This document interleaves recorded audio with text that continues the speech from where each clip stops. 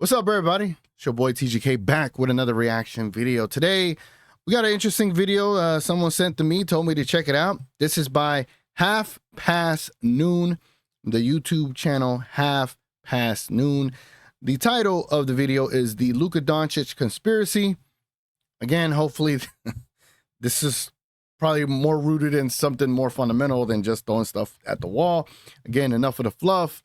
Let's get to the stuff. Oh, hold on. I pressed the wrong button. There we go. Again, this is the Luka Doncic Conspiracy. Video looks pretty interesting. So let's go ahead and let's check it out. We've had time to process it, weeks to piece together the broken logic, and make sense of the nonsensical. We'd love to say time has given us clarity, that now— Ooh, what did he say? I don't even know what he said. He said, make sense of the nonsensical. I don't know what he said. Hold on. That was a great start. We've had time to process it, weeks to piece together the broken logic. Weeks to piece together the broken logic. And then the next thing he says, fire. Make sense of the nonsensical. Make sense of the nonsensical. Man, where's my sound effects at, man? Hold on.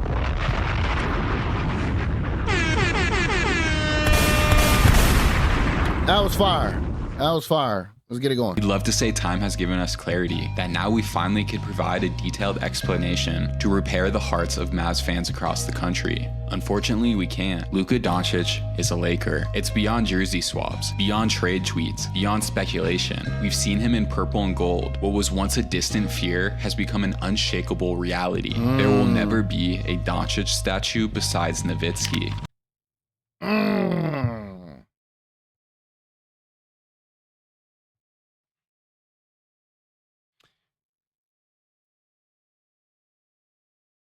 Damn, man. Damn. Like, do you not understand the ramifications of that? And people are okay talking about, oh, let it go. Move on. Let it go. Stop complaining. Do you not understand the ramifications of that? Like, damn. Hey, man. But, you know, only your hardcore fans are going to still be upset by this. It is what it is. The fans that are telling you to move on, like it's whatever. Y'all were never fans to begin with. It felt larger than life, almost beyond the bounds of reality. This wasn't motivated by conventional front office strategy. It couldn't have been. No team slashes their own title window in half through logical deduction. No GM willingly betrays a fan base through meticulously collected data. There had to be something else. A wild card in play. Some sort of albatross that warped what should have been a simple equation, one that led the bustling metropolis of Dallas to wave goodbye to its Slovenian son, sending him to Los Angeles of all places. We've heard the rumors, the whispers of discontent, the grand conspiracies with shadowy figures pulling unseen strings. Normally we dismiss them as gossip and conspiracies, but this time we can't. This trade broke all the rules, every precedent set through decades of NBA transactions, gone in the dwindling hours of what was supposed to be just another Saturday night. And now what was supposed to be just another Saturday night, bro, shook the entire sports world on its axis, dogs. Crazy, man. the dust has settled, it's time to give this seismic shakeup the dissection it deserves. By the way, great video to start. What a start, man. What a start, what a start, what a start. Amazing. The editing, the wordplay, the being able to bring visuals to the words to life, you know, like great video to start with. I already know this is going to be a banger. Let's keep it going.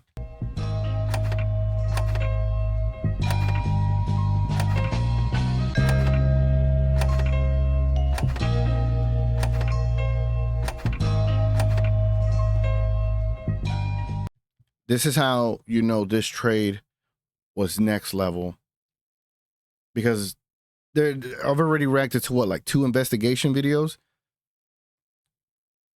This is next level stuff, man. There's not going to be a trade in the near future that is going to bring this level of like attention and I don't know, like agony that the Mavericks fans went through and that the sports world was so confused by. You're not going to see that again. maybe one day, but not to this extent. Like, nobody thought Luka was leaving Dallas. Everybody thought he was just set here. Yeah, we did too. And people definitely feel like it's collusion, conspiracy. Like, there's something that led to this, because none of it still to this day makes sense. And I saw Kevin Gray from DLS Sports saying that basically Harrison was the one that just like every fabric of what like Luka Doncic brought. Like, it was everything against Nico Harrison's view of how, you know, the team should be built, of how someone should be working. And either Nico was truly at the center of it all and didn't like Luka, either the organization didn't like Luka, or it's all this other conspiracy. Like, there's no way to go about it, and it's tough. But let's go and check this video out and let's see what they got for us. I've been a master my whole entire life since I've been a baby. This is the worst moment in the history of my life. This is ridiculous. General managers loom in the background of every trade, the ambiguous personalities making the calls and finalizing the deals, reforming the rosters of contenders and rebuilders alike. When they build dynasties, we commend them. When they descend to the basement, we mock them. And when they do this, we have to investigate them. It didn't take the public long to pick up on the connections between Rob Pelinka and Nico Harrison. These negotiations weren't hashed out on phone calls between two rival executives. They were done within conversations between longtime business allies, a former agent and a former Nike exec, two men who built their careers not through basketball strategy, but through commercial relationships. And the first connection they ever made, Kobe Bryant. Pelinka was Kobe's longtime agent. Harrison was his go-to Nike guy, a brand representative so trusted, he became one of Bryant's closest off-court confidants. The two worked together for years, carving out their own professional lanes as a result of their collaborative efforts to build the Black Mamba. They weren't two strangers united by a shared profession of basketball team construction. They were longtime colleagues and friends with over a decade of trust between them. With this added context, their friendly coffee meeting looks a little more nefarious, and Nico Harrison's insistence on sending one of the greatest players in Mavericks history to their Western Conference foe starts to piece itself together. But of course, nefarious. That coffee meeting definitely looked nefarious for sure. It's truly insane, man. Truly insane. Like what is the name of this channel again? Make sure I get it right. Half Past Noon. Y'all are killing it, bro. Let me subscribe to the channel. Again, the link to this channel is going to be in the description below. Please go subscribe to them. This is great. This is amazing content right here, ladies and gentlemen. When people put this level of effort, not like me, but when people put this level of effort, this is great, bro. This is great. Y'all go check them out, man. Of course, it can have been a personal favor. No friendship is close enough to sacrifice a generational young talent for someone 6 years older than him. Something else had to compound it. Maybe personal dynamics made the Lakers the only choice for Nico Harrison and the Mavs. But still, why even trade Luka Doncic in the first place? And this place, American Airlines, the Mavericks, this was my safe place. And now I have nothing. We all remember the early season talking points. You know, when someone was in my comments today talking about, man, y'all are weird. Y'all grown folks acting like this over, losing a player on the team and this and that. And my message to that person is like, you just clearly don't understand. And what you find weird is totally fine, because I'm pretty sure there's things you do in your life that I feel might be weird, but knowing who I am and being a normal, like, interested person, I would ask and find out what makes you tick and why do you like this or why do you dislike that or whatever I felt may have been weird. I'd try to understand why you like it or why, you are this way. That way I understand you more and I could try to level with you. I wouldn't call you weird. You know what I'm saying? So to call us weird and not knowing what the sports world is and how sports means to certain people, it's like when you see people go crazy for, boy bands or girl bands or BTS or G Unit or things of that sort, or a rapper like Kendrick Lamar or Drake. Everyone has their own thing that they're really like passionate about. And sometimes it's not sports. Sometimes it's not into, doing puzzles. Sometimes it's not just gaming. Everyone has their own thing. And so because there's people that look at basketball and specifically a team like the Mavericks, where it's been built on loyalty for over 20 some years, and then they do something completely opposite that the fan base was never accustomed to, then yeah, we have the right to react this way and feel like we were betrayed by this organization. So for people to call us weird, like, do yourself a favor, look at yourself and do some studying and try to understand that people are actually going through something. And there needs to be a level of empathy to understand that people are struggling right now. People are struggling. Maybe 2 weeks later, now that we're in the trade 2 weeks later, maybe people are starting to feel better. I had to process it in real time and move on in real time.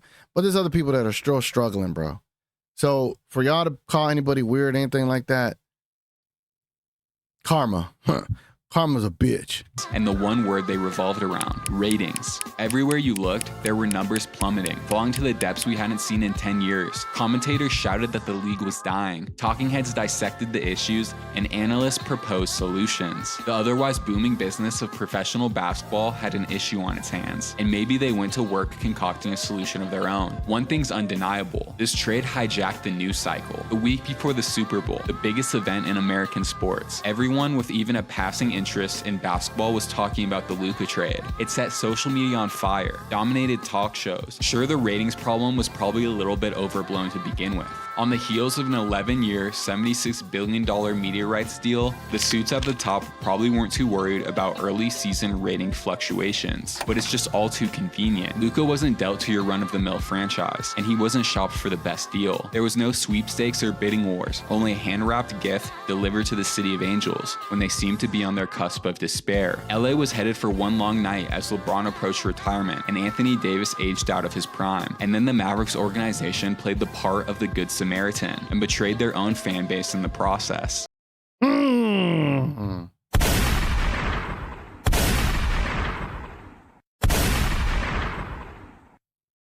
We were the sacrificial lamb, bro. The Dallas Mavericks were the sacrificial lamb to save the league. But again, that's just conspiracy. And maybe this video takes a turn and finds a different reason as to why this happened. But we definitely look like a sacrificial lamb. The NBA was like, hey, look, y'all only the 4th, 5th best sports market in the world. It'll hurt y'all, but like Nico said, your fan base will get over it. Your fan base will get over it. So let's send them to LA. Let's rebuild this league, and then hopefully y'all can rebuild over time. But for now, we need that superstar over here. It was like the WWE, bro. There's another part here that just doesn't add up. Why intentionally maim your supporters? NBA teams have pulled plenty of questionable moves in the pursuit of profit, but outright betrayal, turning on the very fans who fill their arenas, that's unheard of. They could win every game the rest of the season and win the championship, and it wouldn't really matter because all of the emotional value and in that journey just got sucked away. Shout out to that guy, man. What a freaking quote. I love that quote to this day. To this day. To the day. Then again, this wasn't the Mavs ownership of old, not the loyalty-driven decision makers that painstakingly built the 2011 title team. There had been a shakeup. After proclaiming himself a Mavs owner for life, Mark Cuban recently sold his majority stake to an ambiguous ownership group headlined by Miriam Adelson and Patrick Dumont, whose fortune stems from their control of the Las Vegas Sands Corporation, a major force in the casino industry. From slot machines to blackjack, and of course to the ever-growing arena of sports betting, this new ownership group had their hands in all forms of gambling. It's easy to imagine them wanting to merge their interests in team ownership with their commercial ventures. The problem? Sports betting's illegal in Texas, but franchises can move. Expansion has been creeping closer and closer year by year, and when it finally happens, which seems inevitable, Las Vegas will be first in line. The NBA's infatuation with Las Vegas is no secret. From the Summer League to the in-season tournament, the league has made it clear that Sin City is a priority. The entertainment capital of the world will have an NBA team, but what if instead of an expansion roster built from scraps, Vegas was handed an established franchise with brand recognition and marketing leverage already built in? What if the Dallas Mavericks weren't planning to stay in Dallas? The first move in that process would be to destroy any equity the franchise has with its fan base. Not an easy feat for a team as entrenched in the city as the Mavs, but there's one thing that they could do: abruptly trade the face of the franchise. Luka was everything to Dallas, a young superhero still testing the limits of his powers. He carried them to a conference finals at 22 and a finals at 25. He was limitless, but had room to be refined into something even greater. Dallas fans could not have been more invested. invested. And then just like that, he was gone, shipped overnight in a plane to Los Angeles, seemingly just as shocked as they were. After a move like that, the bond between the Mavs and their city would be fractured, if not shattered. Protests, lawsuits, the usual obstacles to relocation, a lot less likely. In fact, Dallas fans might even welcome a fresh start with an expansion team rather than continuing on the shell of their former franchise. Bang! There you go. Me personally, I would much rather have a new expansion team and cover that team and start brand new, start fresh, new ownership, give Dirk like 51% of ownership of that team. That way I know Dirk is going to do right by Dallas. Because Dirk is Dallas. Yeah, we say Mavs fan for life, all that. Dirk is Dallas, bro. Give Dirk the next Dallas team, give him 51% of it. And let's rebuild what we thought we had and move forward. I much rather a clean slate. Let whatever this organization is, go to Vegas, do whatever you want to do, but then give us the new expansion team and let Dirk be 51% owner. Let me run that back a little bit. Welcome a fresh start with an expansion team rather than continuing on the shell of their former franchise. But even if the Mavericks weren't planning a relocation, there was still another factor at play, one that had nothing to do with ownership, expansion, or Las Vegas. Maybe it's time to look over the books. We love you, Luka. My kids were supposed to watch you. My kids, this was supposed to be their childhood, Luka. We love you, Luka. Please come back to us. Unless you love looking over complex financial documents in your free time or are paid to do so, you might have missed the league's new collective bargaining agreement signed in the summer of 2023. It's a paper monster with more clauses and exceptions than we ever hoped to talk about. But here's what matters the most. With the introduction of the first and second apron, two financial benchmarks that teams are encouraged to stay under, team construction has changed dramatically. There was a time when crossing the salary cap simply meant paying a luxury tax. Sure, it was expensive, but if you had the chance to build a super team, sell jerseys, and win championships, it was almost always worth the cost. But the aprons don't just target the owners, they target the teams too. There are now dramatic penalties for crossing either threshold, but especially the second apron. No mid-level exception signings, no access to the buyout market, intense trade restrictions, and if you stay over the apron for 3 years, your first-round pick is placed at the bottom of the draft. Bad contracts used to be a nuisance, but under this CBA, they are franchise-crippling disasters that will be unbelievably difficult to get out of. Luka Doncic would have been eligible for a supermax contract at the end of his current deal. On the surface, it's a no-brainer. He's one of the 5 best players in this league, and he's only 25 years old. Give the generational talent his money and build around him. But if you have true conditioning and potential injury concerns, the waters start to look a little murky. Look no further than the Philadelphia 76ers, whose salary cap has been clogged by massive contracts tied to injury-prone stars. In today's NBA, the absolute worst thing you could do is have an exorbitantly expensive player who isn't available. It doesn't just hurt you in the present, it kills your future, locking you into a treadmill of mediocrity. Maybe the Mavs felt like they were getting ahead of an inevitable decline. Maybe they saw an opportunity to offload what they feared would become a burden. Sure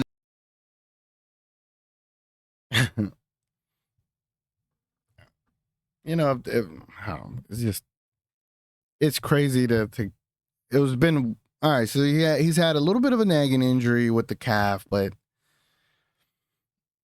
I just feel like what you are at 25 is not what you're going to be at 28, not what you're going to be at 30. I think Luka was eventually going to recognize that playing basketball all year was just not good for him.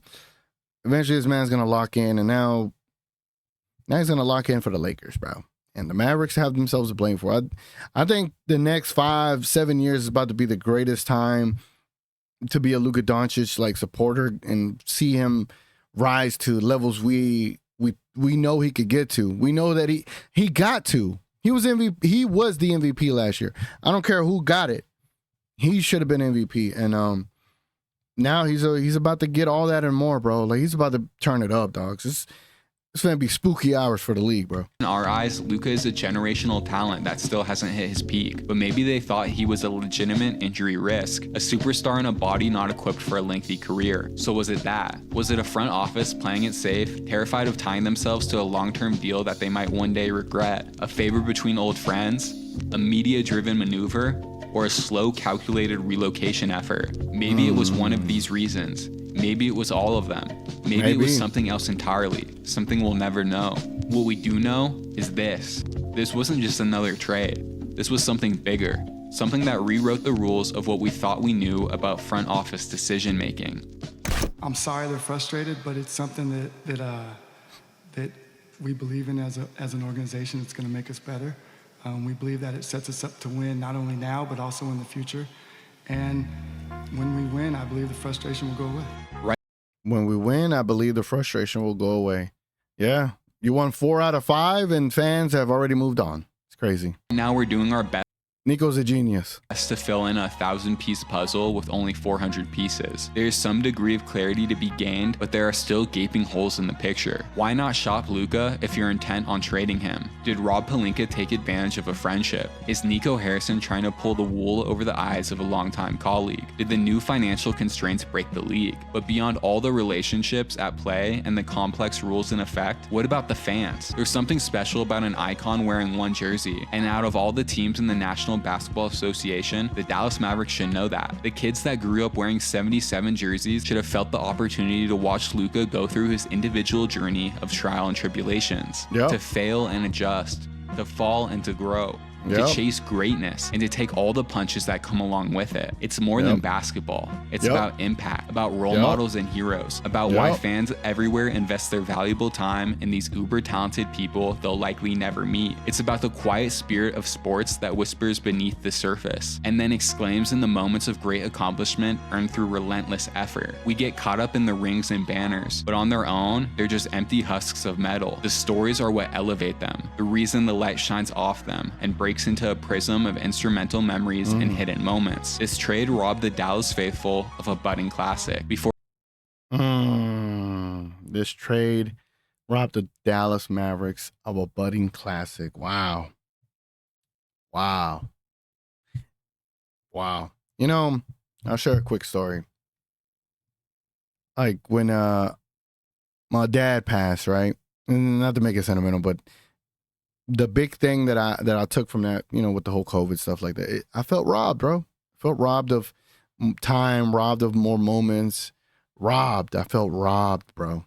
And there's a key theme to a lot of with Luka being traded. Is a lot of people felt there was a loss of a family member and robbery. We were robbed of our time with Luka Doncic as a Maverick. We really were, and it as silly as it sounds, it makes sense. Like, definitely, people definitely felt robbed. Before it even reached the halfway point. Loyalty fades away was once a calling card, a brief and powerful aphorism etched into a statue, immortalizing the one-of-a-kind legacy they built with dirt, a legacy that seemed primed to carry on. Now it will stand out like a sore thumb, an ironic joke reminding the fans that they gave their time and attention to a franchise they once held dear, that Luka Doncic is now a Laker, and he didn't have to be. There isn't much left to say. We're sorry, Mavs fans. You deserve better. Damn.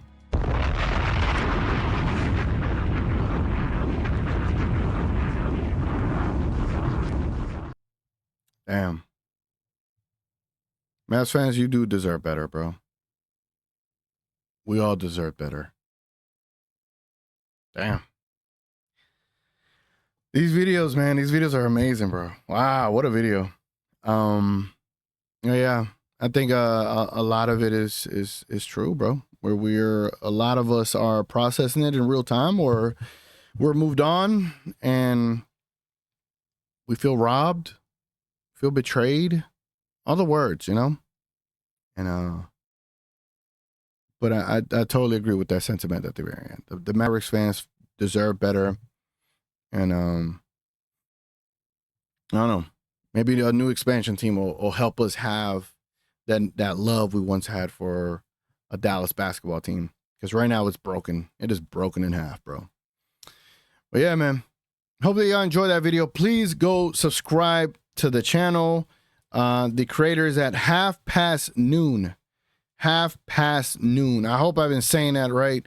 I get a bad feeling I said Half Past Moon. No, I said Half Past Noon.